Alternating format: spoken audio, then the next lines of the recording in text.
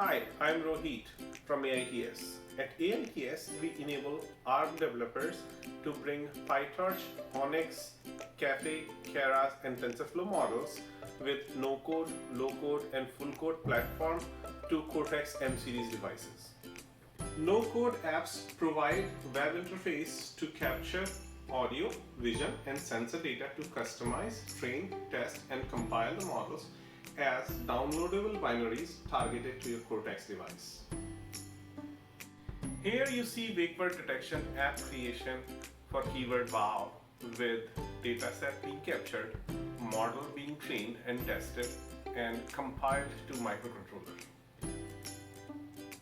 Wow, just wow. This is AI VTT demo for keyword wow.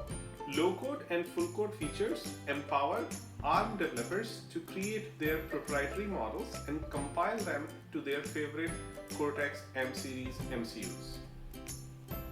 Come, join us at ARM AI Virtual Tech Talk to learn how to bring PyTorch models to your favorite microcontroller.